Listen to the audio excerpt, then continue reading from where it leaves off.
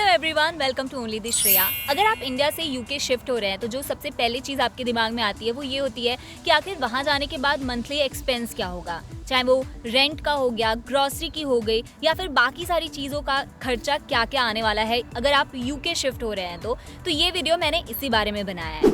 हम लोग यूके में ग्लासगो में रह रहे हैं और हमें यहाँ 6 महीना हो गया रहते रहते, तो हमें अभी आइडिया आ गया है कि monthly expense as a couple कितना हो रहा है। So let's get started.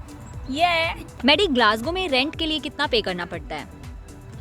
Monthly expense में सबसे बड़ा खर्चा रहता है वो रेंट का ही रहता है। हम लोग जहाँ रह रहे हैं वहाँ पे हम लोग रेंट 900 पे कर रहे हैं। ये ऑन एन एवरेज है, आप जहाँ लोकेशन पे रह रहे हैं उस पर डिपेंड करता है। टिपिकल रेंज है 700 to 1200। जैसे मुंबई में म्यूनसिपल टैक्स भरना पड़ता है वैसे यहाँ पे काउंसिल टैक्स भरना पड़ता है, और काउंसिल टैक्स डिपेंड करता है आपके बैंड पे, और यहाँ पे बैंड आपके फ्लैट पे डिपेंड करता है।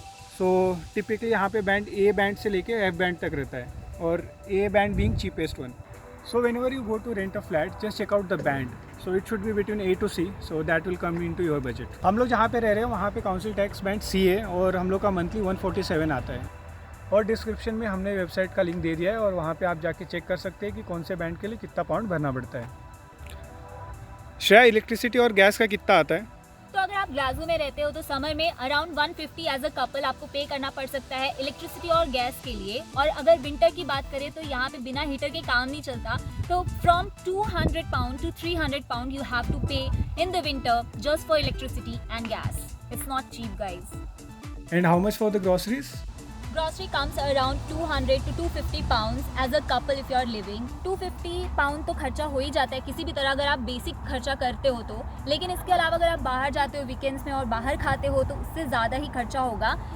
मैडी, यहाँ पे ट्रैवलिंग में कितना खर्चा होता है? अगर आप सिटी सेंटर में रह रहे हो तो आपको ट्रैवलिंग नहीं करना पड़ता है। अगर आप सिटी सेंटर से थोड़ा भी बाहर रह रहे हो तो आपको ट्रैवलिंग करना ही पड़ेगा। और यहाँ पे सब लोग बस से ट्रैवल करते हैं और बस का मंथली पास आता है 56.5 पाउंड, और अगर आप डायरेक्ट डेबिट सेट कर रहे हो तो 49.5 पाउंड में हो जाता है। यहाँ पे आने के बाद जो सबसे शॉकिंग चीज़ मुझे लगी वो थी इंटरनेट के लिए जितने पैसे देने पड़ रहे हैं हमें यहाँ पे। It's not cheap at all here. Please do the honour of telling कि यहाँ पे इंटरनेट का कितना चार्जेस लगता है।